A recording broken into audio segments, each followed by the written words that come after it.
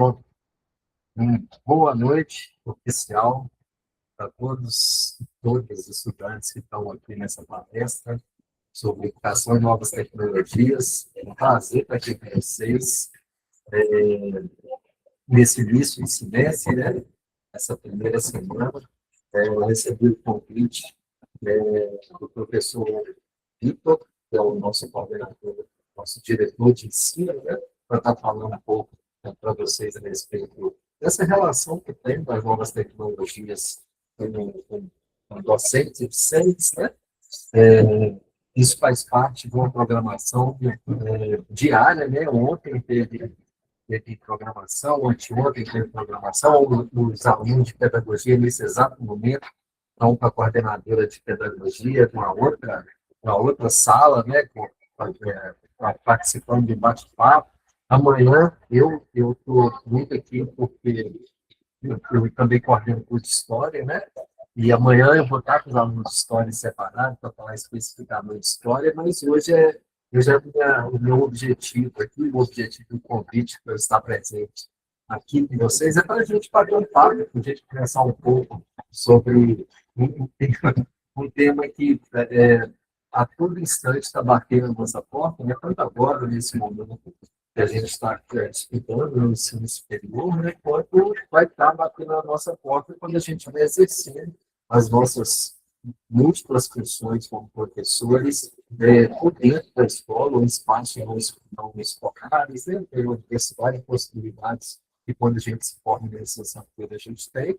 Então, eu separei, né, só para ajudar a me organizar por aqui, eu trouxe alguns slides para me direcionar, né, 6 slides, 7 slides, mas o principal objetivo é fazer uma reflexão mesmo, eu não tenho todas as respostas, né, de aonde que vai parar essa relação entre os estudantes e professores dentro da sala de aula cada vez mais conectado dentro de um universo, né, de um mundo cada vez mais conectado, né, mas como, é, como eu já tenho uma sensibilidade, leciono há mais ou menos 25 anos, né, eu presenciei essa transformação da educação, né, desde 2001, 2002, quando eu comecei a dar aula, eu dou aula tanto de forma presencial como à distância, né? Eu trabalho hoje com educação à distância, sou diretor da educação à distância aqui da DOC, então eu acompanhei a época, então eu posso afirmar que a época que a gente teve uma maior aceleração e um maior número de novidades dentro da educação à distância, e para ter educação à distância a gente faz uso de novas tecnologias, né? Então, é muito bom ter vocês por aqui para eu tentar passar pelo menos um pouquinho, né, desse tempo que eu estou trabalhando com a educação à distância, trabalhando, aplicando as novas tecnologias nas minhas salas de aula, no meu cotidiano como professor, como educador. Então, vou tentar passar um pouquinho para vocês, né, desse cenário que eu vivi, né, há algumas décadas, né. A minha falar rapidinho a minha formação, né? Eu sou bacharel em jornalismo, né? Também sou bacharel em publicidade, sou licenciado em educação física e história, eu estou esperando meu diploma. Não chegou ainda, então, é, é, jornalismo, publicidade, educação física e história, e o meu mestrado é em teologia, né? E meu doutorado é em comunicação social. Então, essa é a minha formação e sempre quando me perguntam, né, quando eu vou, apesar de eu estar múltipla formação, eu penso, quando eu me pergunto, quando a gente vai à comunidade, coloca assim, né, qual que é a sua profissão, né, no hotel, ou em algum lugar que você aparece, eu falo professor, porque há 25 anos eu sou professor, e eu me sinto, a minha principal função, apesar de fazer outras coisas na minha vida, é ser professor. Tá? Adoro, e eu espero fazer isso durante toda a minha vida. Ou seja, não sei se já tem algum de vocês que já são formados, né? Se tem, nós já somos colegas, se vocês ainda não são formados, seríamos colegas, né? Então, hoje, eu queria que nos tratássemos como colegas, como pessoas que se dedicam ou se dedicarão a área da educação aqui no Brasil ou fora do Brasil, né? Para a gente bater um papo e a gente colocar um pouco do nosso entendimento do que a gente pensa dessa profissão, do que a gente pensa do mundo, do que a gente almeja para a gente, para as pessoas que a gente vai educar, né? O que a gente pensa e o que a gente pode fazer a partir das reflexões que a gente faz com as novas tecnologias, tá bom? Deixe-me eu vou apresentar aqui minha tela, tá? Se você alguém quiser, aí durante um bate-papo mesmo, né? Se vocês quiserem ir dialogando durante essas palestras, eu vou ficar muito satisfeito, eu gosto muito. Vocês não precisam concordar comigo, isso eu acho que vocês já sabem, né? Se vocês não sabem ainda, eu gostaria de... Para quem já sabe, eu gostaria de reforçar, para quem não sabe, eu gostaria de explicar. E quando a gente está no ensino superior, a gente não necessariamente tem que concordar em que alguém fala para a gente, né? Ou seja, eu não estou aqui para falar verdades absolutas para vocês, eu acredito que ela existe. Eu estou aqui para falar sobre educação e novas tecnologias a partir da minha perspectiva de mundo, a partir da pessoa Sânia, do profissional Sânia, e estou aqui à disposição de vocês, para vocês discordarem, concordar, comentarem, né? Acrescentarem algo que eu tenho a dizer. Então, é esse o objetivo dessa palestra, tá bom? Compartilhar um pouco com vocês aquilo que eu vi até agora e eu vou viver aí, tá? Então, eu preparei os slides, deixa eu ver se já está. Agora, então tá aqui, educação e novas tecnologias. A primeira questão que eu estava pensando é assim, como eu vou começar a falar em educação e novas tecnologias para estudantes, por exemplo, da DOCO, né? A gente deve ter estudantes aqui de diferentes cidades, até estados, né? Deve ter estudantes de Minas Gerais e do Espírito Santo, que são estados completamente diferentes, né? Eu não estou falando que uma é melhor nem que o outro é pior, mas Minas Gerais e Espírito Santo são estados diferentes. E a gente não sabe, né? Nenhum de nós, né? Não sei a não ser que você já tenha uma projeção. Opa, vamos fechar os microfones, a não ser que seja para debates. Né, a gente não sabe onde que a gente vai estar, né? A gente pode estar, por exemplo, vocês estão fazendo licenciatura, daqui a pouco aparece um concurso público de quem está no Espírito Santo, ali no norte do Espírito Santo, sei lá, da Serra para cima, e aparece um concurso em Conceição da Barra, e a pessoa vai lá fazer, ou em Ilhéus, no sul da Bahia, ou em Minas Gerais, a pessoa está em Teoflotone, está em Caratinga, aparece um concurso em Belo Horizonte, né? Então, a gente pode estar em outros lugares que não o lugar que a gente está agora, quando a gente se formar no ensino superior.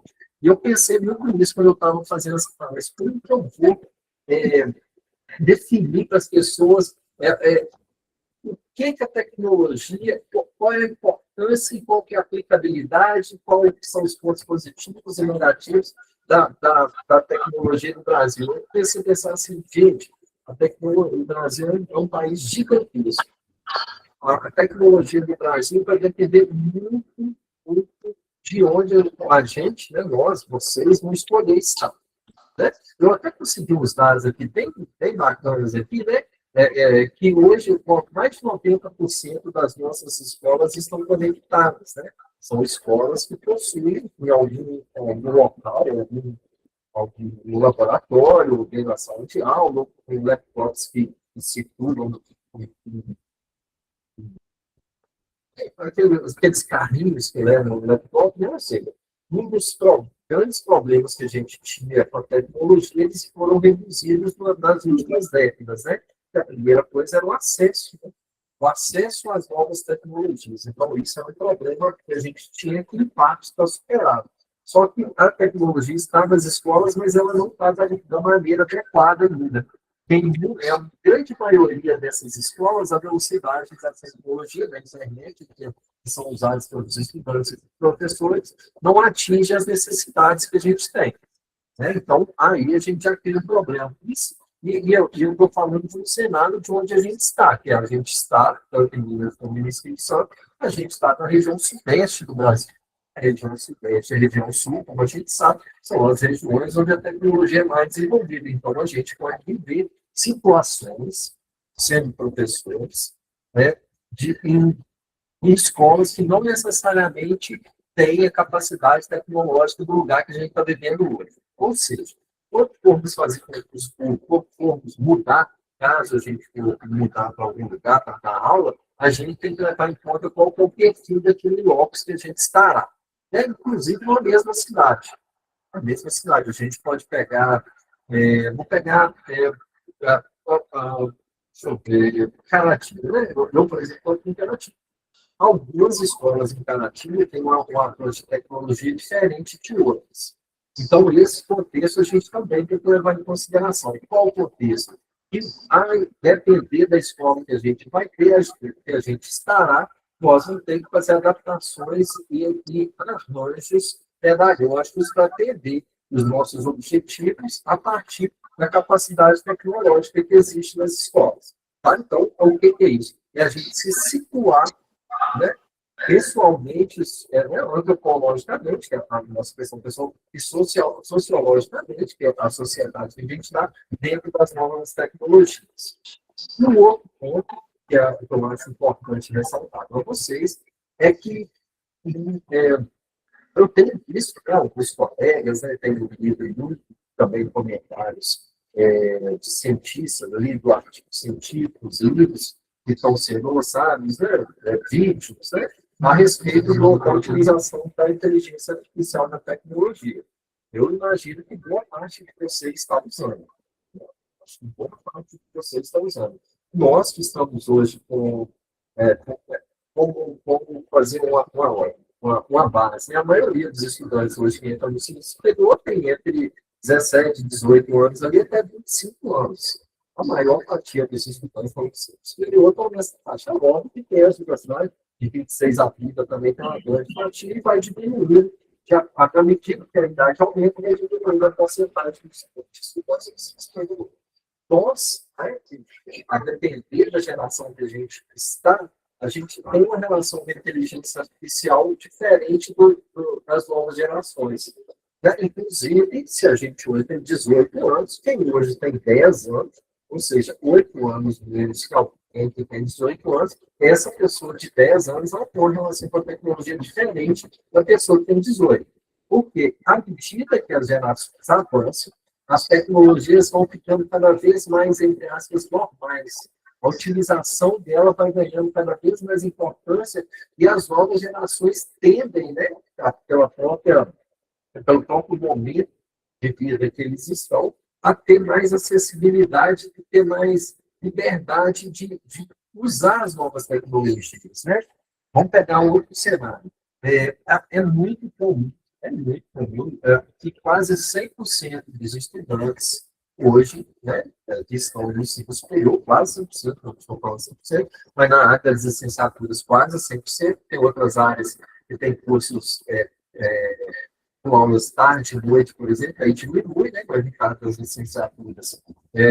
A maioria dos estudantes trabalham, então, se você tem 20, 21 anos, você trabalha de 8 até 18 horas, né, depois vai estudar, você tem um tempo isso para mexer, para testar, para usar a nova tecnologia. Já um estudante que está com 10, 12, 15 anos, ele tem um tempo maior, ele ainda não trabalha, ele ainda não está no mercado de trabalho, então ele tem um tempo maior para manipular a tecnologia. Então, hoje, estudantes, eles, mais de 60% dos estudantes estão utilizando inteligência artificial hoje. Né? E no caminho inverso, que nós, professores, né, apenas 20% dos professores estão capacitados para utilizar a inteligência artificial aplicada à educação. Né? Ou seja, os estudantes estão usando muito mais a educação do que a porcentagem de professores que têm a capacidade de ajudar os estudantes a utilizar, né? Utilizar essas novas tecnologias de uma forma que eles vão se desenvolver da maneira que a gente imagina, da maneira que a gente almeja. Tá? Então, esse é a primeira reflexão que a gente tem que fazer, né? É que as novas gerações provavelmente terão mais acesso e terão mais capacidade de mexer e de aprender com as novas tecnologias que a gente. Isso não quer dizer que nós não vamos aprender. Isso não quer dizer que vamos não. Mas as novas gerações, a tendência é que elas tenham muito mais possibilidade, né, de usar as novas tecnologias de uma maneira que a gente não tinha na idade delas, mas que a gente tem hoje, mas só que falta um tempo, às vezes, tá? E o mercado também está se preparando para isso, né? O mercado hoje, a exigência das empresas, a exigência das escolas será cada vez maior em relação ao perfil docente que faz uso das novas tecnologias. Né? Então, nós temos que nos preparar para isso. Uma das coisas que eu mais gosto assim, em relação à educação à distância é que ela nos obriga, né? É obrigado mesmo. A educação à distância nos obriga a ter um contato maior com as novas tecnologias. Por exemplo, é isso que a gente está fazendo aqui. A gente está nesse. Deixa eu vou tentar só fechar o áudio. Aí. Rapidinho. Ótimo. Vamos lá. Então, o que a gente tem que pensar? Independente do grau de conhecimento sobre as tecnologias que a gente tiver, a gente vai precisar de usar no nosso cotidiano como professor. É óbvio que vão ter professores que vão ser mais afeitos, vão usar mais, vão ter mais perfil para o uso de tecnologias, mas outros professores hoje vão precisar. Por exemplo, eu vou dar um exemplo básico, assim, né, mas que é verdade. Quando eu estudei, fiz na minha educação básica, os professores faziam chamada, né, no diário de papel, colocava a nota no diário de papel mesmo, né, mesmo e depois entregavam na secretaria. Hoje, a grande maioria das escolas utilizam os sistemas acadêmicos digitais para professores inserir nota, para professores inserir conteúdo, para professores inserir a presença, né? Então, hoje, inevitavelmente, nós, professores e futuros professores, teremos de usar uma hora ou outra tecnologia. Tá bom? Não há possibilidade hoje de eu me formar numa licenciatura e eu não ter contato com as novas tecnologias. Tá bom? E precisamos ser um expert em tecnologia. Mas, minimamente, a gente tem que saber usar a tecnologia porque a gente vai precisar. Nós vamos precisar desse letramento tecnológico que a gente vai precisar dar os caminhos pedagógicos para os estudantes atingirem os objetivos que a gente busca na escola que a gente está. Tá bom? Hoje a gente tem um perfil de estudante, né? Mas isso não é de hoje. Eu achei legal esse infográfico aqui, né? Nada no mundo acontece por acaso. Né? O mundo não dá um salto assim, de uma hora para outra começa a mudar completamente o que está acontecendo. Tem questões sociais que demoram décadas. Né? Vamos pegar um exemplo da inteligência artificial. A inteligência artificial começou a ficar mais presente na nossa vida há uns 3, 4 anos, mais ou menos. Né? Mas a inteligência artificial foi criada na década de 50. Se vocês pegarem aí, fizerem pesquisa, vocês vão descobrir, ou então reforçar aquilo que vocês já sabem, né? Que em 1950 já existia a inteligência artificial. Ela ficou parada assim, né? O desenvolvimento dela não foi tão ágil, não chegou a gente como chegou nos últimos anos, e questões tecnológicas, dificuldades da inteligência artificial alcançar o que está alcançando hoje, porque o mundo se desenvolveu muito no que tange as tecnologias. Né? Então, a partir desses últimos anos, com o boom gigantesco das tecnologias, que a inteligência artificial passou a fazer parte do nosso cotidiano, mas ela existe desde a década de 50. Tá bom? E aqui, ó, eu coloquei que é legal isso, né?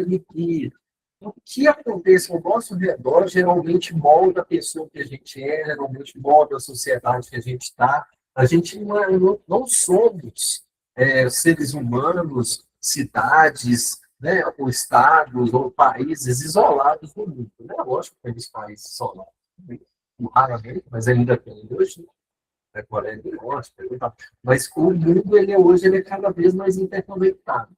Então, essas transições de geração, de uma geração para outra, são as gerações, a maioria de nós, por exemplo, está vivendo, né? Que a gente vive isso. E aqui a última geração, essa geração alfa, é a geração dos alunos que a gente vai trabalhar. Né? Esses meninos que estão na idade que se chamar de geração alfa, tem mais ou menos 5 anos hoje, eles que são as crianças, os estudantes que a gente vai estar trabalhando com eles, vivendo com eles o nosso trabalho cotidiano. E esses meninos eles nascem já uma geração completamente interconectada. Eu acho engraçado isso, né? Eu posso falar com orgulho, eu vivi uma época que não existia celular. Parece uma coisa difícil, né? Você parar para pensar assim, como que a gente vai viver em uma geração que não tem celular, que não usa celular. Né? Eu vivi nessa geração, eu vivi muito nessa época, né? Mas isso não vai acontecer agora mais. Isso não vai acontecer a partir de agora mais. Os estudantes que a gente vai trabalhar, todos eles vão ter contato de uma forma ou de outra com a tecnologia, porque ela vai chegar neles de uma forma ou de outra.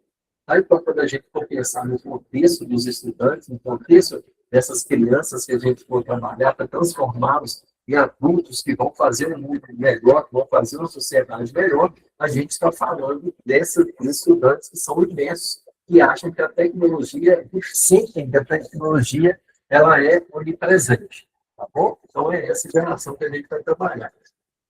Aí eu estava pensando assim, tem um contexto, né? Dessa geração, mas tem as diferenças, né? Todos nós somos indivíduos, né?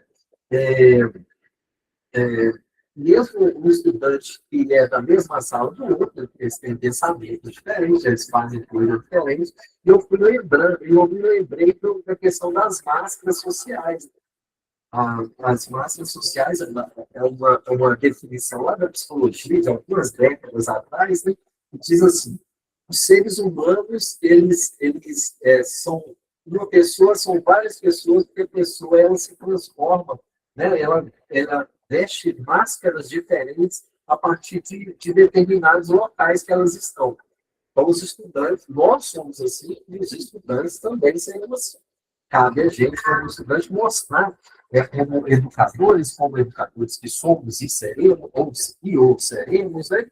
Que nós precisamos mostrar aos estudantes que essas máscaras elas têm que ser usadas pelo bem da sociedade, não pelo mal da sociedade. Né? Não tenho dúvida nenhuma, vocês devem saber disso, vocês devem sentir isso. Eu deixei, acho que eu terminei, se não me engano, de educação básica em 92, eu acho, não lembro ao certo. Então, isso aqui no início da década de 90, eu terminei minha educação básica e tem professores que até hoje eu me lembro. Tem conselhos de professores que até hoje eu carrego para a minha vida, assim, né?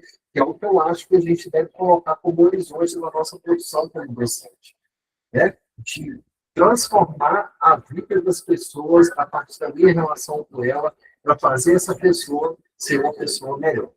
Tá bom? Então, acho que a gente tem que ter isso em mente. O nosso papel como educador é ajudar na transformação da pessoa, ajudar a pessoa a ser uma pessoa que não vai só ser levada para o mundo, não vai só ser levada pelo que está ao redor, mas também vai transformar as coisas que estão ao nosso redor. Tá bom? E a tecnologia é uma grande aliada para isso. Tá bom? Aqui eu coloquei, peguei um ponto que hoje está mais sendo debatido, né, na área de educação, né, que são as tendências da inteligência artificial na educação. Eu vou começar por um mito. Né? No meu mundo, né, eu acredito que é um mito. Tem muita gente que está dizendo, algumas pessoas estão dizendo assim, pronto, chegou a inteligência artificial, então agora as escolas não vão precisar de professor. Não vamos precisar de professor na escola. Por que não vamos precisar de professor na escola? Porque agora tem inteligência artificial. Uma das disciplinas que eu estudei chama História da Educação, né? Eu já fiz várias histórias antes, né? De disciplinas, mestrado, doutorado. Mas focado na educação, né, isso não é novidade. Alguns apocalípticos, né, indicarem assim, nossa, agora acabou, vai acabar o professor. Isso foi dito lá atrás também, quando a educação à distância foi implementada com os impressos, né? Tinha os livros que chegavam na casa da gente, aí depois a gente fazia as atividades, devolvia para o correio, depois chegou a televisão. Quando chegou a televisão, pronto. Agora que não precisa, só o estudante ficar parado na frente da televisão que ele vai aprender. Né? E também, aí chega a internet, passa um tempo e chega a internet. Quando chegou o Google, né, até, digamos, carinhosamente chamado de professor Google, né? Aí o Google, eu estou com uma dor de cabeça, qual remédio será que eu tomo? Ou eu estou querendo saber qual é a relação dos países fascistas na Segunda Guerra Mundial. Vou lá no Google e ele vai ensinar. Pô, na época do Google, eu me lembro, deve ter uns 30 anos, mais ou menos, não lembro quando foi o lançamento do Google, até porque tinha outros sites de buscas, né, do Google, Yahoo e tal. Mas quando o Google foi um boom, né, igual o chat GPT está pela inteligência artificial, você como o Google está para os buscadores, aí o Google virou professor. Aí todo mundo falou assim, acabou, não vai ter professor mais. Acabou, professor, né? E agora, chega a inteligência artificial, estou estudando a mesma coisa. Sei lá, chegou a inteligência artificial, mas pronto, a gente não precisa de professor, a gente sabe tudo. É só ir lá na inteligência artificial, perguntar e pedir para fazer o que ele faz para a gente. Né? Todos são mitos. Todos são mitos. Além de ser mito, se a gente pegar o cenário da educação aqui no Brasil, as matrículas no ensino superior da educação, elas estão crescendo cada vez mais, e as escolas estão precisando de professores. Tem muito lugar no Brasil e hoje se rescinde de ter professores para atuar em determinadas áreas. Né? Outra vantagem da educação à distância é essa, né? Ela dá a possibilidade de pessoas que não conseguem se deslocar de uma cidade para outra conseguir estudar a partir da educação à distância. Né? Então, isso é um mito que o professor vai acabar. O professor não vai acabar, não, tá? O professor sempre teremos professores, assim como a gente tem professores desde a época da Grécia, dos discursos em praça pública, dos debates em praça pública. Então, a gente nunca vai ter que deixar, nunca vai deixar de ter professor. Essa figura não vai subir, tá? O que vai acontecer que as novas tecnologias vão redesenhar as relações entre professor e aluno. Isso é inevitável. Isso que a gente está fazendo, essa relação professor-aluno, por exemplo, na época que eu fiz o meu ensino superior, foi em 2000, acho que eu me formei em 2001 e 2002 também. Naquela época, isso aqui que a gente está fazendo era inimaginável. Isso não quer dizer que vocês vão aprender menos, porque a gente está conversando assim, do que eu lá, quando eu tinha a minha relação com os professores. Tá? Então, isso não vai acontecer. O que vai acontecer, que eu tenho certeza que vai acontecer, a primeira é a criação de novas plataformas educacionais. Tanto internamente com as escolas, igual eu falei, nas escolas, isso agora que a gente está fazendo nas licenciaturas. Parte das disciplinas que vocês vão estudar vão ser disciplinas à distância. Ou seja, vocês vão entrar numa plataforma dentro de uma sala de aula, inclusive, já estão abertas, né, desde terça. Então, aí você vai entrar na plataforma, vai ter texto, vai ter vídeo, vai ter infográfico, vai ter uma série de objetos, objetos de aprendizagem diferentes, nos quais vocês vão conseguir se desenvolver. Isso não tira a obrigatoriedade, né, a partir da minha missão, né, de você ter um professor para te ajudar. Né? Aqui eu coloquei também assistentes virtuais educacional. Eu consigo enxergar, assim, no meu cérebro, uma separação muito clara entre os assistentes virtuais educacional. Uma é o professor. Né? E o que é o professor? O Samuel, que está lá no ambiente virtual. O professor, o Samuel, é quem vai trabalhar a área pedagógica. Ele vai, se o aluno tem uma dúvida no texto, tem uma dúvida no vídeo, tem uma dúvida na atividade, tem uma dúvida na prova, ou seja, todo o contexto pedagógico, né, se o aluno tiver alguma dúvida, alguma discordância, eu marquei na unidade 1, eu fiz o exercício, eu coloquei a letra A como correta, ele falou que era B, mas eu não concordo, então vou procurar o professor, quero explicação do que é a B, e tal, né? Então, sempre vocês vão ter essa figura de professor, sempre teremos professores independentes de educação de transição ou virtual, nas instituições que trabalham da maneira que eu penso que seja correta. E, do outro lado, a gente tem os assistentes virtuais que trabalham mais na área é, técnica, né? E aí vocês, por exemplo, podem estar dentro da sala virtual lá e tem que fazer uma entrega e pensar assim, como que eu faço a entrega desse material que foi solicitado na disciplina? Você pode ter uma dúvida. Aí, isso você vai ter lá um assistente virtual para essa área técnica para te ajudar. Ou seja, para mim, a grande vantagem da tecnologia nesse ponto é que você vai ter duas pessoas, um profissional pedagógico e algum assistente lá, que é o que a gente chama de uma de tutoria, para ter os dois te auxiliando nesse mesmo ambiente virtual de aprendizagem. Ou seja, você vai ter um suporte dentro da sala virtual para você se desenvolver. Isso muitas vezes acontece na escola também. Nas escolas que a gente vai trabalhar, hoje, pouco acredita, tem escolas que trabalham com aplicativos, né, com ambientes fechados, né, onde os estudantes eles têm conteúdos, eles fazem algumas entregas, eles vão ver as notas, vão ver o dia de prova, vão ver o calendário, vão ver o texto do professor. Então, né, tem uma série de coisas que a tecnologia nos propicia hoje a partir do que é desenhado dentro do ambiente virtual de aprendizagem.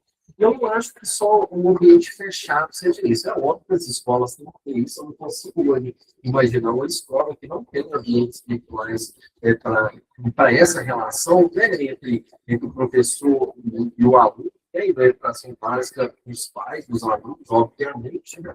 Então, essa relação a gente precisa entender para aplicar aquilo que a gente quer a partir da perspectiva que a gente tem institucional de uma escola ou que eu acredito como profissional da área da educação. Tá? Ó, tem uma série de possibilidades, de novas metodologias de ensino que a gente pode se utilizar. Né? Então, eu me lembro muito, né, na época que eu fiz a educação básica, que eu tinha muitos trabalhos em equipe, né? Tinha trabalhos de equipe que a gente fazia, a gente se juntava, ia para uma biblioteca presencial, sentava na mesa da biblioteca e começava, buscava os livros e começava a desenvolver o trabalho, escrevia, anotava, e hoje as possibilidades tecnológicas elas transformam isso de uma forma que os estudantes não precisam, muitas vezes, nem se deslocar para conseguir atingir os objetivos daquele trabalho que você está fazendo. Né? Então, é importante que a gente direcione. Não vai adiantar nada você, como professor, chegar para o estudante e falar assim: vocês vão fazer essa atividade, mas vocês não vão usar a internet, vocês não vão usar o Google, vocês não vão usar a inteligência artificial. Você falar isso, você está indo na contramão do que a sociedade, do que vai ser o modelo da sociedade cada vez mais exacerbado. A tecnologia vai estar cada vez mais presente no nosso cotidiano. Não tem como a gente lutar contra a tecnologia, ela tem que ser uma aliada e não um inimigo do nosso cotidiano. O que é o nosso papel como professor, como educador, educadora? Nós temos que saber direcionar como o estudante vai trabalhar com essas novas tecnologias. Tá bom? Eu não acredito na educação bancária hoje que vê a tecnologia como os monstros, assim. Tudo bem que tudo bem que em alguns momentos a gente tem que tomar algumas medidas enérgicas, assim, né? Por exemplo, deixa eu fazer uma pesquisa rápida com vocês, só para saber se a minha opinião é uma opinião muito furada ou não. Vou parar de apresentar aqui. Eu queria pedir um favor para vocês. Olha, deixa eu vou pedir uma ajuda para vocês, que é o seguinte. Qual uma das legislações que foi criada recentemente, né, quando eu vi, eu disse, nossa, eu tenho a minha opinião sobre isso. Que foi assim, os estudantes não podem mais usar celular na escola. Vocês viram isso? Vocês viram essa legislação? Vocês viram? Então, os estudantes, hoje eu trabalho aqui numa escola, né, que é ensino superior e educação básica, e tem um monte de placa, assim, né, proibido usar celular e tal. Aí, é só para saber um pouco de vocês, assim, só para pegar a opinião de vocês, para a gente trocar ideia, é, vocês concordam ou não concordam com isso? Vamos colocar no chat aqui, só para eu ver a opinião de vocês, assim. Pô, né, eu acho que teremos divergências, né? Ó, aqui, ó, já tem gente que não concorda, tem gente que concorda, não concorda, não concorda, tá vendo? Não concorda, não concorda, concorda. Ai, tá bem dividido, hein? O ensino superior não consegue, mas o ensino superior não consegue, não, acho. É, não concordo, concordo. Não, tá vendo? Pois o povo volta a pensar muito, bom, é isso mesmo. Olha só, nós estamos aqui com 100 pessoas nessa sala, e uma divergência gigantesca. De um lado para o outro, eu concordo, eu não concordo com as novas tecnologias. Todos nós, pode ser que algum de vocês estejam na mesma sala virtual, ou na mesma cidade, pode estar no mesmo bairro, vocês fizeram a educação básica junto e um pensa de um jeito, outro pensa de outro jeito. Então, nós temos que estar preparados para essa divergência, tá bom? Então, isso, para mim, eu vou só falar assim, para mim isso foi, assim, alternativa encontrada de acordo com as pessoas que fazem as nossas leis, né, a nossa legislação, né, para coibir o uso de celulares, porque os estudantes, né, na visão que tem a lei, né, na visão dos estudantes estavam usando demasiadamente o celular e isso estava prejudicando em alguns aspectos. Tá? Por isso que foi criada essa lei. Tá bom? Legal. Os comentários. Tem uns comentários no chat. Eu vi que alguém levantou a mão, não sei se foi porque. Eu sei que alguém quer comentar, quer abrir o áudio e comentar sobre se concorda ou não concorda e dar essa explicação? Não existe certo e errado, não, tá, gente? É só. Eu queria escutar vocês. Saber o que vocês pensam sobre essa lei. Eu não concordo, não, Vamos professor.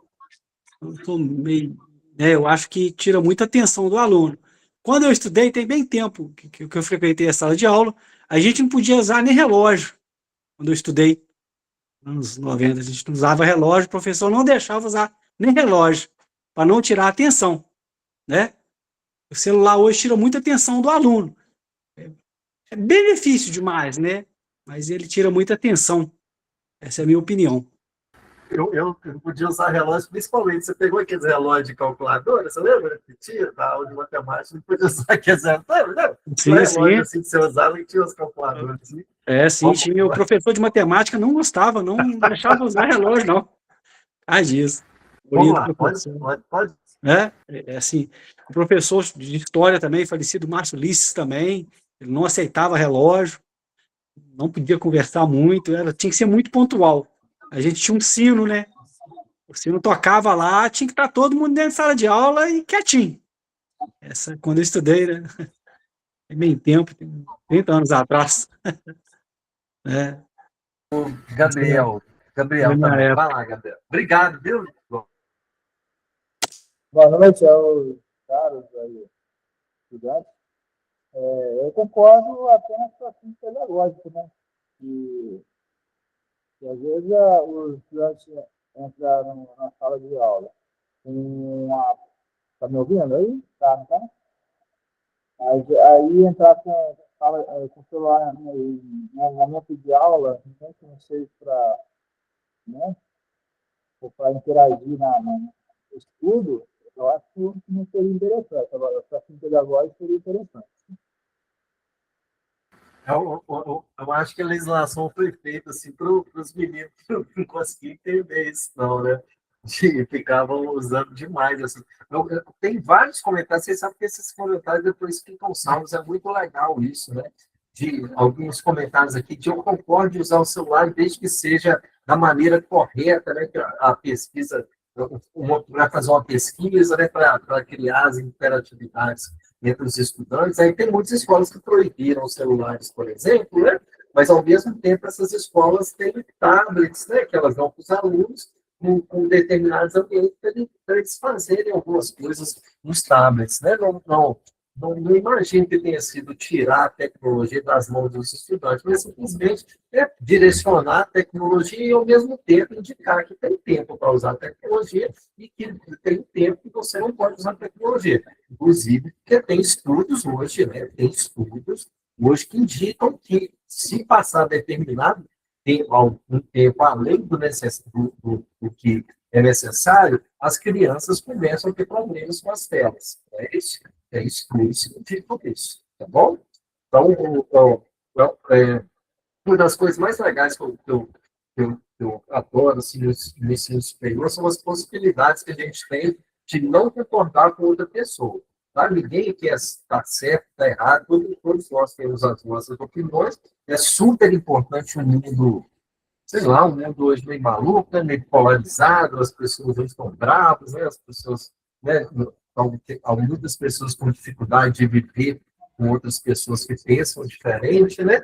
Então, nós, como os educadores, a gente, na verdade, ninguém deveria ser assim, né? Mas os educadores, de forma alguma, a gente pode fechar os olhos a pessoas que pensam diferente da gente, né? Porque no, dentro de uma sala de aula, você tem uma diversidade gigantesca de perfil, e essa diversidade gigantesca de perfil, a gente tem que saber lidar com elas, né?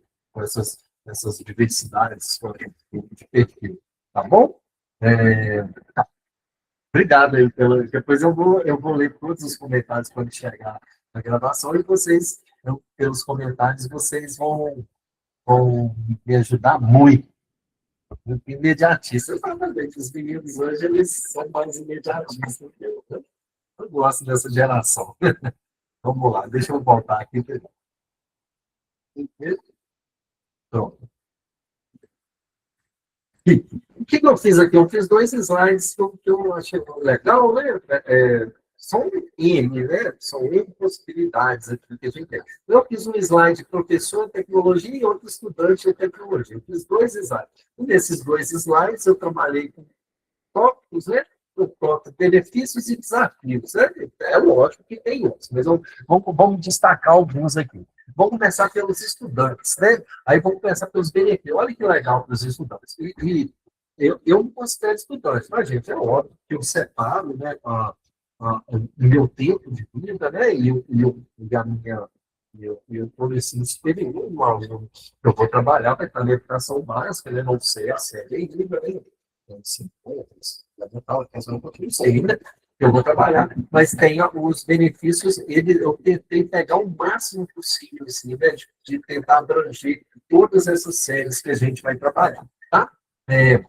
O primeiro benefício para os estudantes. Então, esse slide aqui, benefício e desafio dos estudantes. O primeiro benefício é a autonomia, né? Estudantes têm muito mais autonomia. Tinha uma época, quando a gente ficava com a dúvida de algo que tinha no livro, na minha época, por exemplo, não tinha, e algumas escolas ainda hoje trabalham por livros, né? Isso, né? Em que eu tinha aula de matemática, sei lá, quarta-feira, de 7 às 9 da manhã. Aí eu ia para casa para fazer o para-casa, né? Tem para-casa, não tinha isso. Só que eles inventaram um monte de nome diferente. Hoje tem os nomes diferentes, mas continua sendo para-casa. Várias escolas, assim. Aí eu ficava com a dúvida, uma atividade que eu tinha que fazer em casa, eu tinha que esperar a outra quarta-feira, né? Então, uma semana com aquela dúvida na cabeça, para ir quarta-feira perguntar para o professor qual era a dúvida. Né? E hoje, com essas novas tecnologias, a gente tem muito mais facilidade de encontrar as respostas. O detalhe, que nem todas as respostas que estão na internet são respostas corretas. Né? E isso é um grande problema que a gente tem na tecnologia hoje. Né? Os estudantes, eles entram na internet, eles não consultam as fontes, né? Não consultam as fontes. Eles acham que o que está lá, a resposta é a correta. Então, tem que explicar. A multimodalidade, quando eu estudei, era assim também. Raramente, a gente até se deslocava da sala de aula para ver um filme. Uma televisão pequenininha, né? Eu tinha na Data Show. Eu sou uma época que tinha projetor, né? Você projetava uma coisa mais tecnológica que tinha na minha época de educação básica era um projetor. Apagava a luz assim da sala, projetava assim na parede, né? Aí tinha umas folhas transparentes, eu não sei como é que chama teu nome, eu esqueci o nome. E aquilo era a coisa mais tecnológica que tinha, né? E hoje não, hoje se você pergunta, sei lá, um estudante de história e explica quais são as principais características do Brasil na época do Império, né? Pronto, aí o estudante ele vai buscar na internet, vai buscar em vídeos, vai buscar em áudios, vai buscar em infográficos, vai buscar em imagens, né? Vai buscar na inteligência artificial. Então, hoje, ele tem uma série de possibilidades de buscar informações em relação ao tempo. Isso é muito legal. Por quê? Porque cada estudante aprende de um jeito diferente. E tem a maioria dos estudantes hoje, ela opta mais pelo audiovisual, né? Os estudantes aprendem muito hoje com vídeo.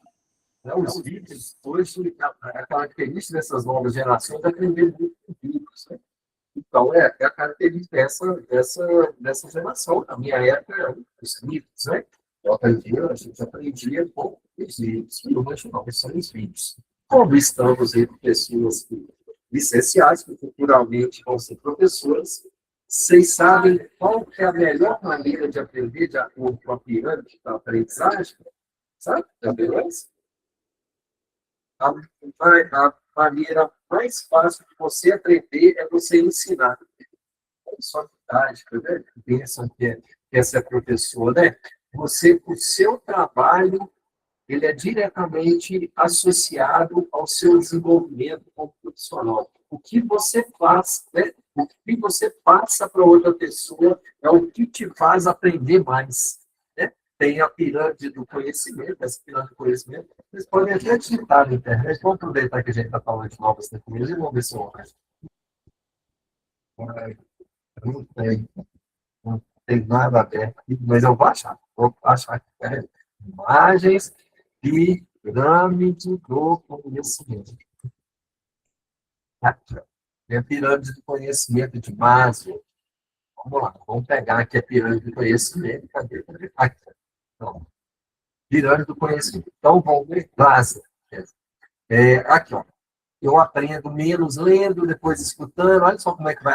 Aqui é a aprendizagem ativa, né? E aqui é passiva. Aí tem aqui, ó. E está aqui, ó. 95% que eu aprendo de maneira mais eficaz é quando eu ensino para os outros. E depois praticar, ó. Praticar e ensinar para os outros. 70%. Conversar, debater, ou seja, as conversas, os debates, né? A prática e principalmente ensinar as outras pessoas é o que nos faz aprender. Tá? Isso aqui é muito legal, ou seja, o nosso ofício de natureza, que é ensinar, é o que mais nos ajuda a desenvolvermos como pessoas e profissionais. Bom, tem aqui mais benefícios aqui, tem agilidade nas informações, hoje o mundo é muito rápido. Né? Eu estava até ontem na sala de direito, falando um pouquinho, né, recepção dos casos. Aí, o que eu fiz? Eu estava me superior, é mais fácil, né, que você lidar com os celulares, né, porque morria por terceira área. Eu pedi uma definição em 30 segundos, eles foram os alunos, primeiro, estava no segundo dia de aula deles, pediram uma definição que eles vão aprender daqui a 2, 3 semestres, e eles aprenderam em 30 segundos. Eu pedi qual que é a definição disso. Eles começaram a mexer no celular e falaram, a definição disso é isso. Então, a agilidade que a gente tem no mundo de hoje, e eu vi até que alguém colocou esse dano imediatista, e é mesmo, né? Hoje as pessoas, né, principalmente as novas gerações, assim, se ele me manda uma mensagem assim, se eu não responder em 30 segundos, ele começa a mandar mensagem novo, né? Essas gerações, essa agilidade também tem sintomas negativos, mas em boa medida são positivos. Acessos aos textos digitais, não só textos, mas todos os meios de comunicação, e a facilidade de manipulação de dados. Hoje, os estudantes podem pegar um vídeo, depois pega o texto, pega o áudio, pega a imagem, pega o infográfico, ele consegue fazer uma composição de aprendizagem para chegar onde ele imagina que tem que chegar, os desafios que nós, professores, damos a eles. Tá bom? E aqui tem, vamos lá para os desafios, né? Uma é a saúde mental preservada. Tem os estudos já indicando isso, né? Que, principalmente a partir da inteligência artificial, do Google para cá, do Google e depois da inteligência artificial, aumentou isso, né? Com a ideia de ficar pesquisando, né? Diferentes locais para os estudantes chegarem a algum lugar, eles fazem a pergunta para a inteligência artificial que já dá um texto todo, tem estudante que mal lê aquele texto e fala assim, pronto, agora eu sei. Sei lá, um estudante de, sei lá, de educação física, ele quer saber quais são os principais exercícios mais eficazes para uma criança de 3 a 5 anos. Aí ele vai lá, pede a IA para fazer, a IA faz, dá até qual exercício, quando fazer, quanto tempo, né? Já te dá tudo isso, pronto. Isso aqui já resolve a minha vida. E não é assim.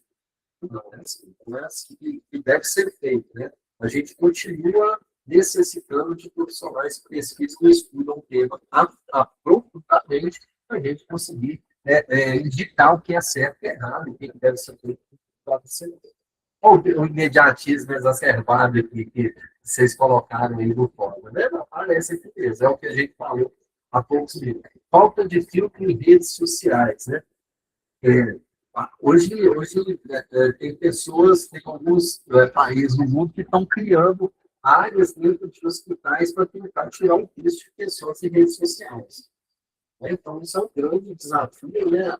Muitas vezes, aí, o maior medo que se tem, né, é que os estudantes começam a se programar, né? E programação é cultura, né?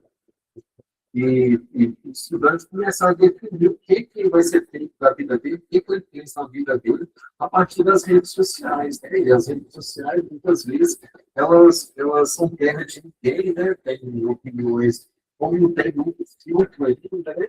Então, a gente, às vezes, as redes sociais, muitas vezes, mais deseducam do que nossas crianças e adolescentes. Tá? E até emendando aqui, ó, as redes sociais altamente dificultam muito a análise crítica, né? De analisar quem de nós nunca recebeu uma informação que a gente achou que era verdade e era mentira.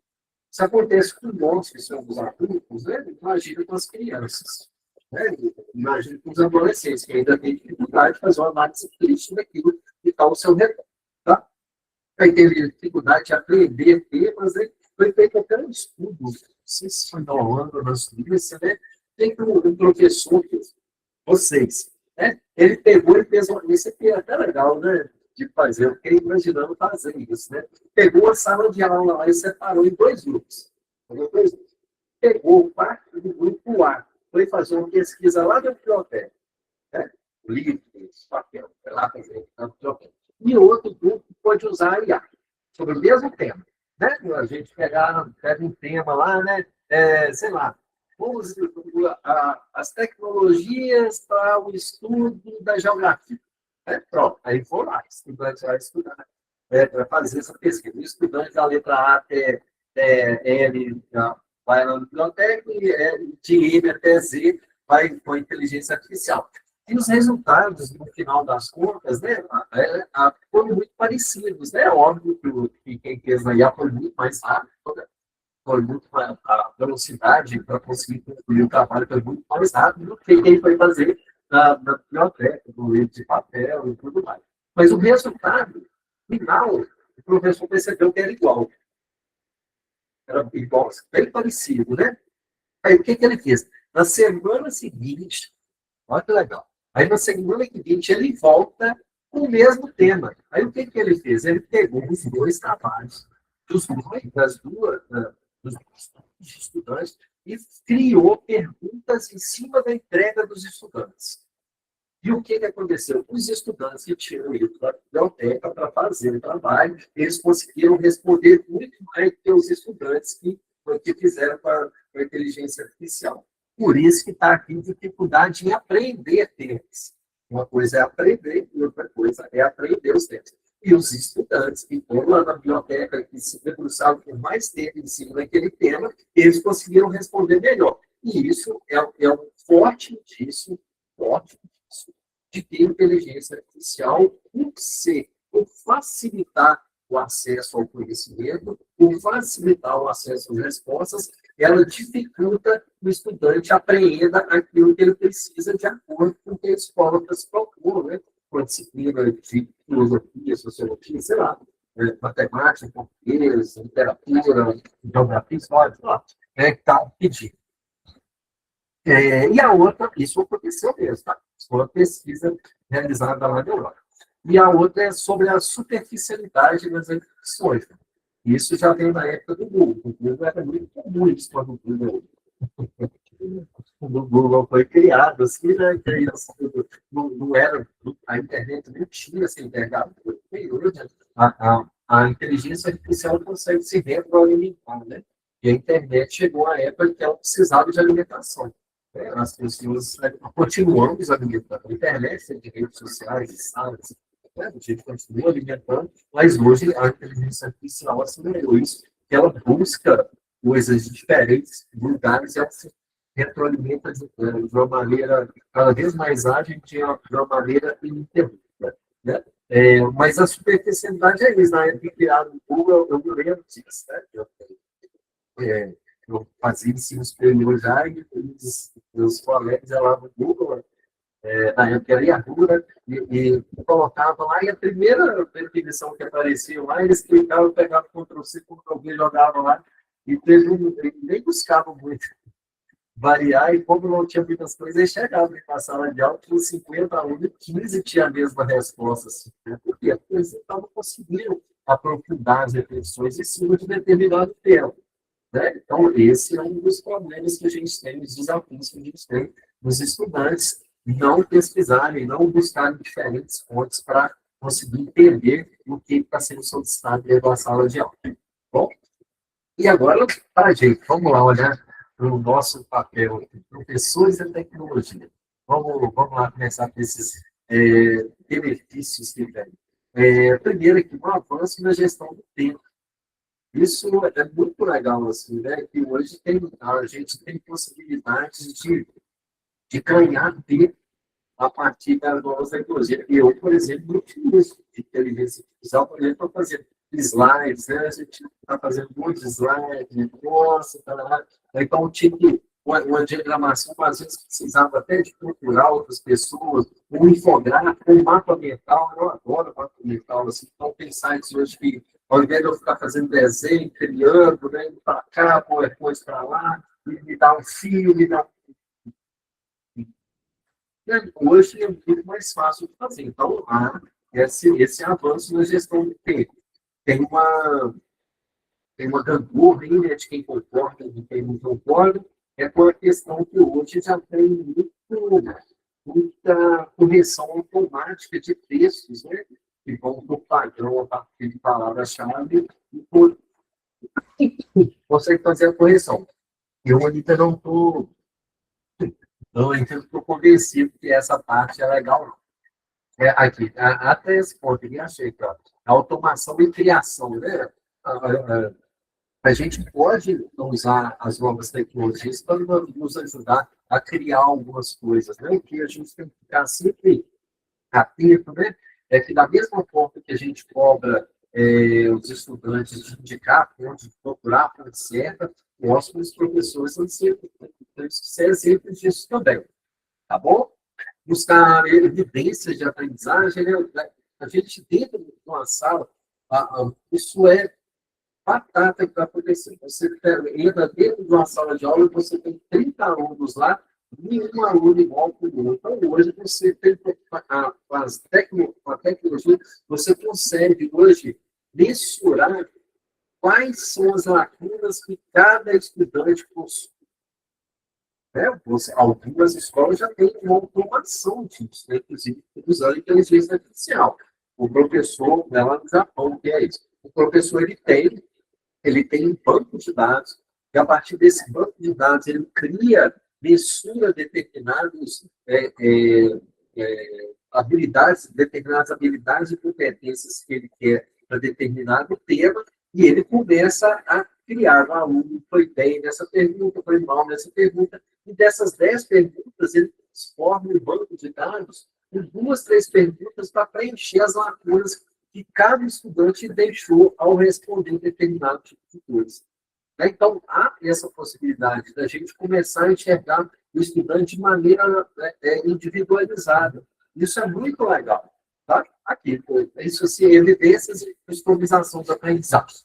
Né? Isso são intrínsecos. Né?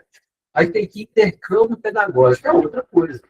Você hoje tem possibilidade de você... antes isso acontecia, né? Há 20, 30 anos atrás, isso acontecia só na sala dos professores. Né?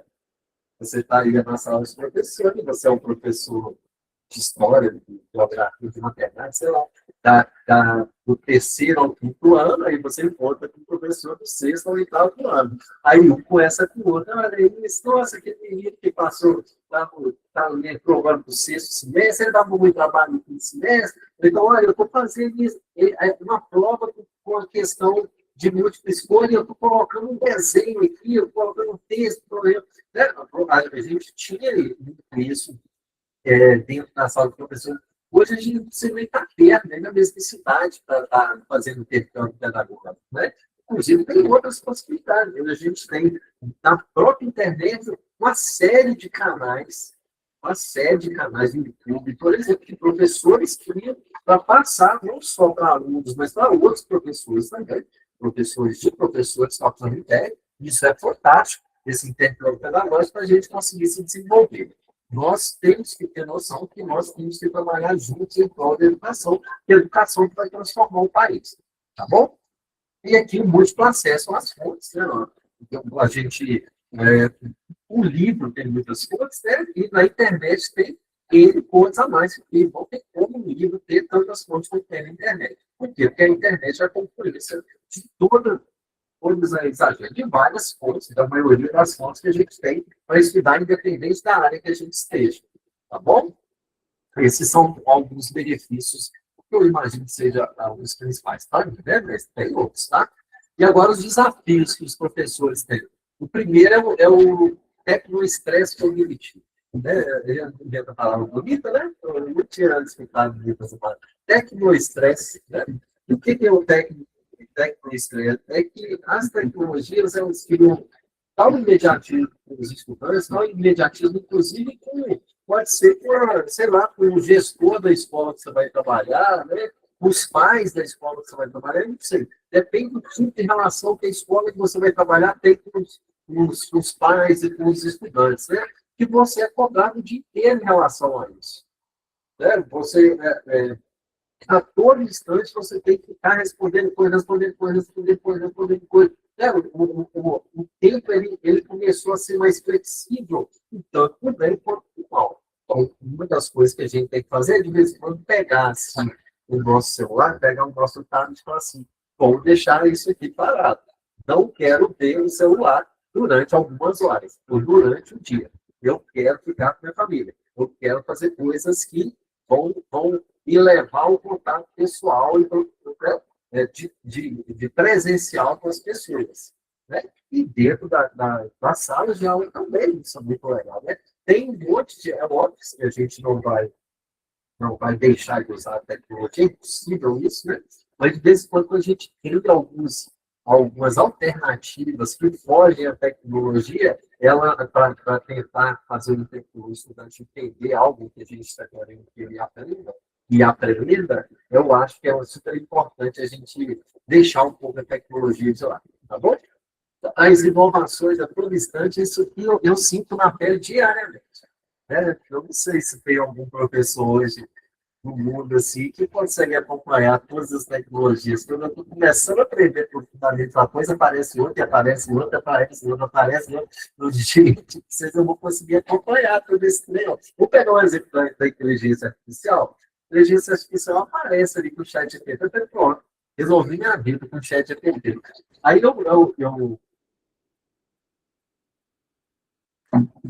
a gente pesquisa, né? E os robozinhos, por exemplo, nas redes sociais, eles começam a trabalhar, né? Eles começam, se você busca um termo de inteligência artificial, começa a aparecer um monte de vídeo para você de inteligência artificial. Se você toca no vídeo e assiste um vídeo de inteligência artificial, vai aparecer mais ainda sobre inteligência artificial. E tem tanta inteligência artificial hoje, muitas fazem a mesma coisa, e tem as variações, tem um que cria isso, tem umas que falam que cria tudo, né? Eu falei assim, gente, eu não consigo acompanhar isso, não. Eu vou focar em alguma dessas inteligências artificiais aí para tentar entender melhor, tá bom? O desafio, conteúdo plagiado, né?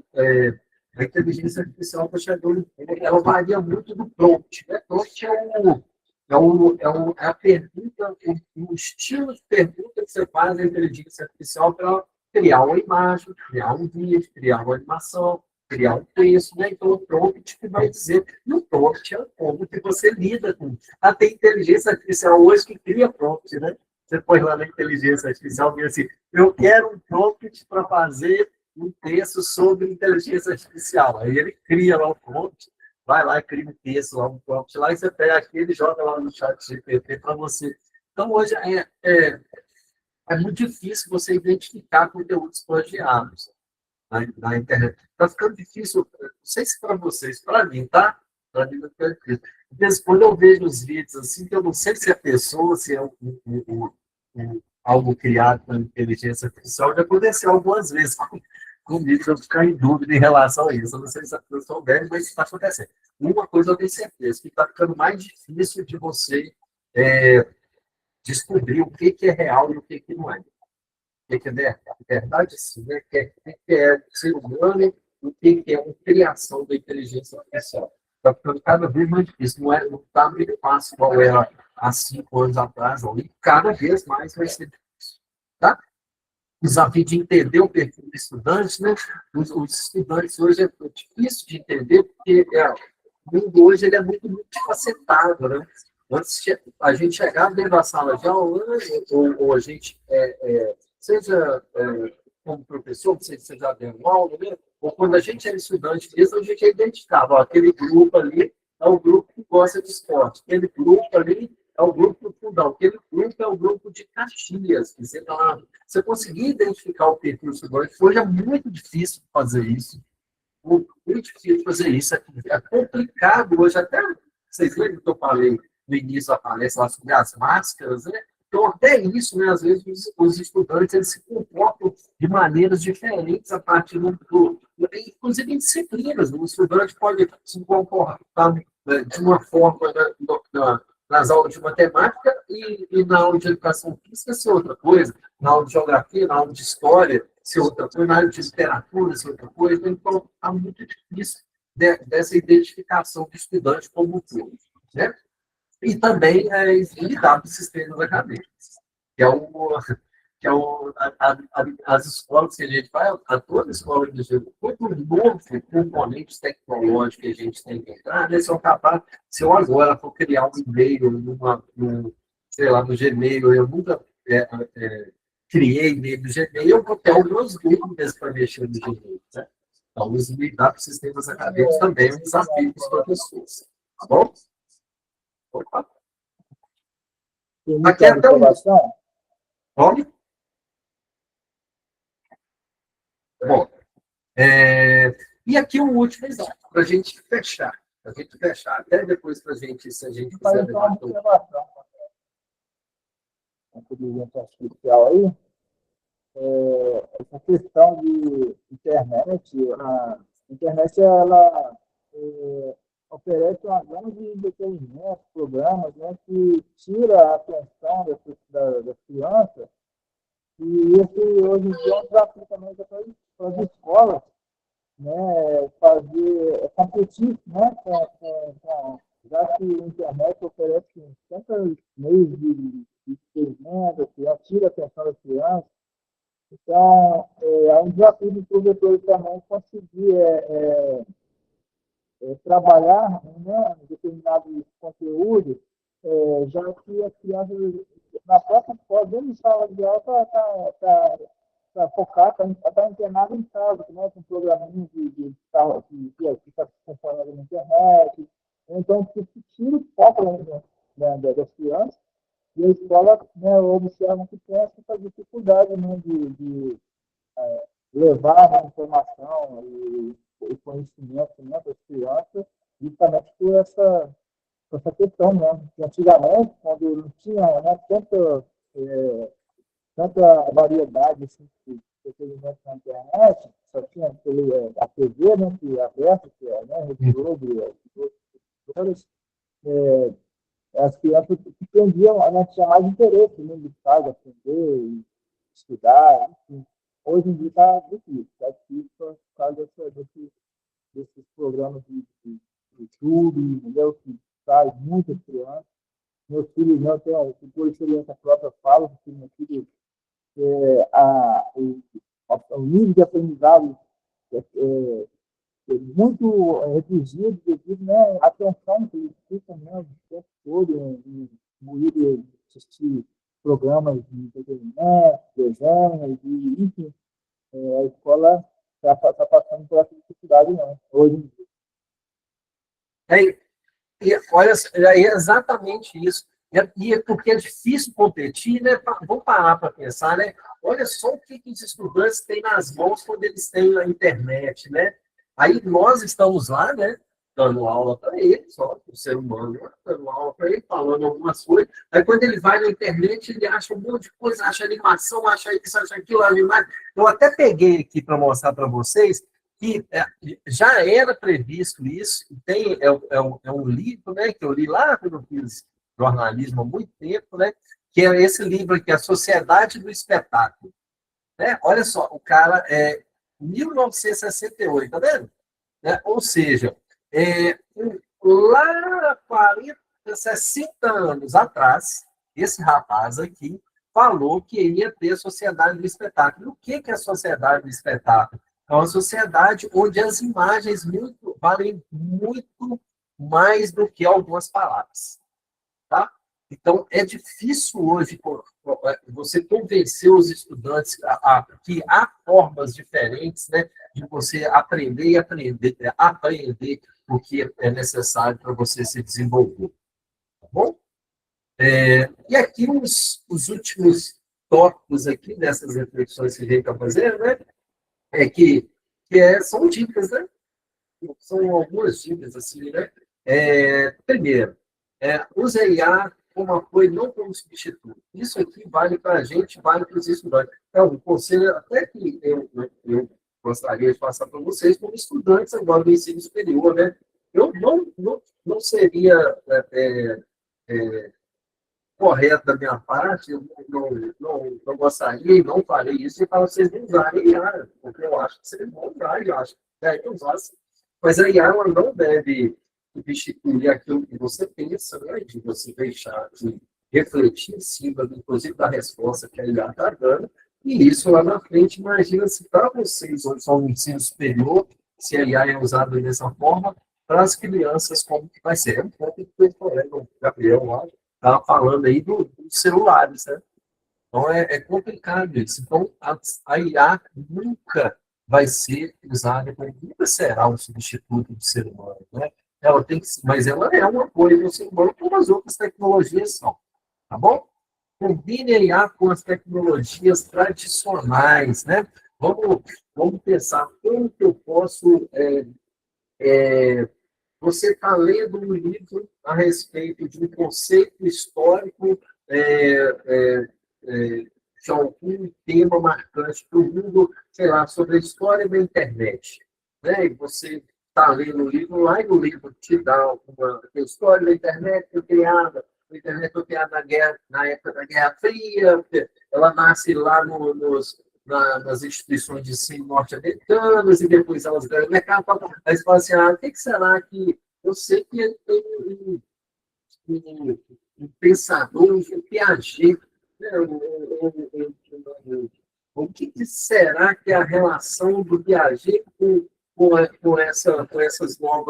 esses novos conceitos que tem? Você consegue, hoje, cruzar livros, né, e fazer curadoria daquilo que já está nas nossas mãos. E a gente não podemos ser inocentes, né?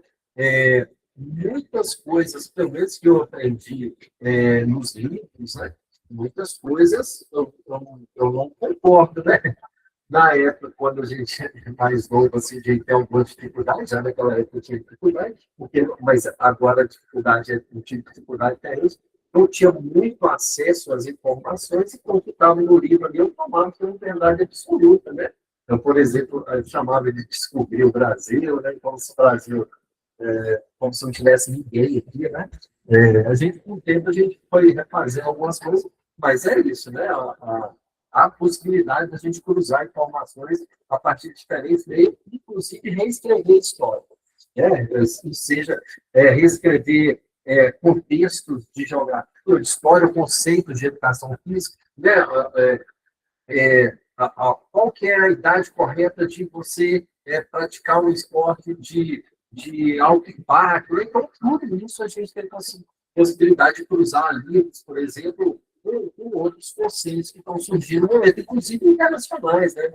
Eu acho que hoje, até por a questão das facilidades de tradutor, eu gosto muito de fazer buscas em outras línguas, tá?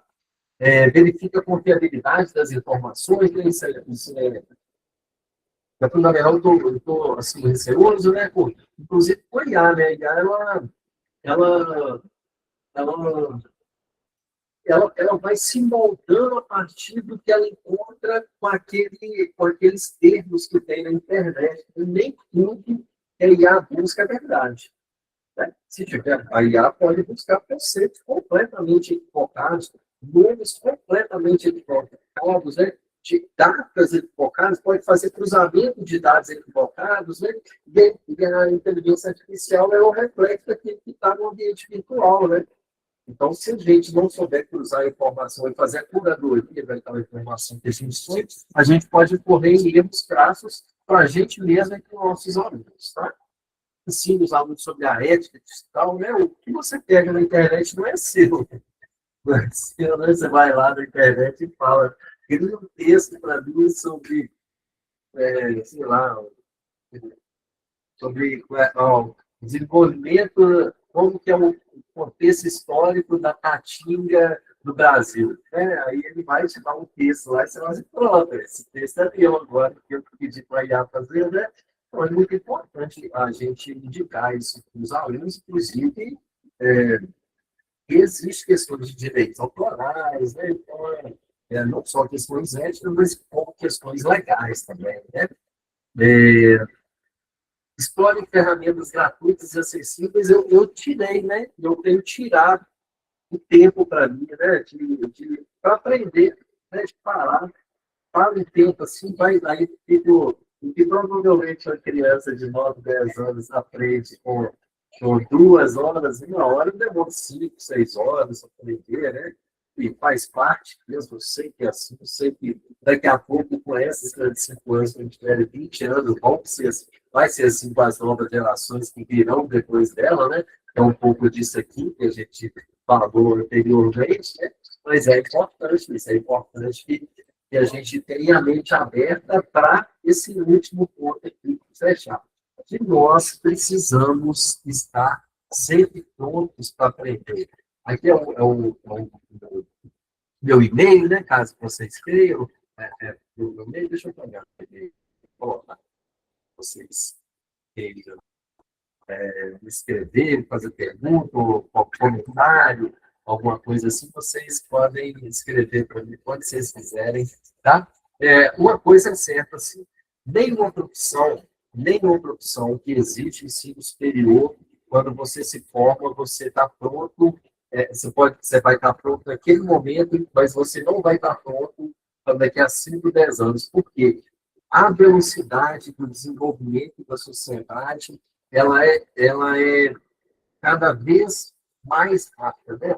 Cada vez mais rápido as profissões estão desenvolvendo. Sei lá, o engenheiro civil, novos produtos que usa, né? E a gente, principalmente nós, professores, a gente precisa estar sempre atento às inovações, mesmo que não consigamos, né? É,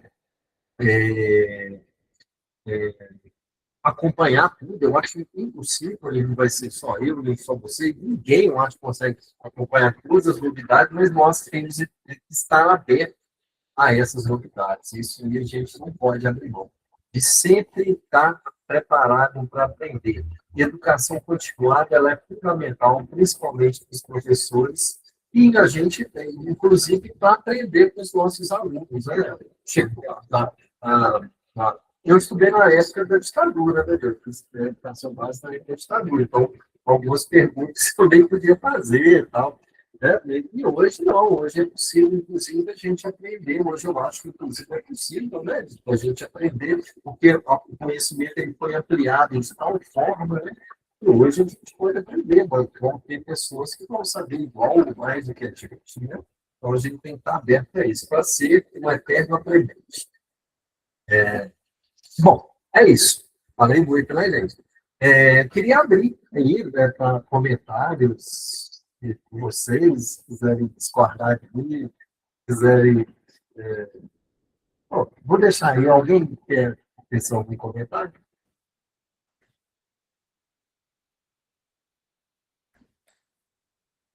Professor Ieda, você está aí, menino? Não te vi, não, ué. Deixa eu te apresentar. Essa é a professora Ieda, a coordenadora do nosso curso de letras. Eu falei muita besteira aqui, professor? Qual Não, nota que você me dá? aprendi muito. Eu aprendi muito nessa aula, né? Porque a gente tem um processo de formação para professores EAD, de cursos à distância, mas eu tive um prazer muito grande de assistir a sua palestra junto com os alunos. E como eu aprendi, né? Porque em outra perspectiva, né? Foi muito interessante. Então, eu já fiz até uns prints aí de alguns slides que eu achei importante dos desafios que nós, professores, temos, né? Lidar com os textos que vêm hoje, né? Quem trabalha com o projeto integrador, quem trabalha com os TCCs, né? Encontra muita dificuldade para identificar. E muitas vezes nós sabemos que não foi o aluno que escreveu, porque pelos contatos que eu tenho, né, sempre com o aluno, por e-mail, pelo chat, né, a maneira de escrever destoa da maneira dos textos que são apresentados. Então, nós sabemos que, de fato, né, não foi o aluno que fez aquele texto. Ou ele pagou para fazer, ou foi a inteligência artificial, né, que fez. Mas é uma... Assim, eu me sinto angustiada quando eu me vejo diante dessa situação, né, que o aluno deixa de pensar, né, que a gente utilize essas ferramentas para nos ajudar a desenvolver nossas capacidades, as nossas competências, não para deixar o nosso cérebro preguiçoso, né? Aí eu acho que o professor tem que pensar nisso, né?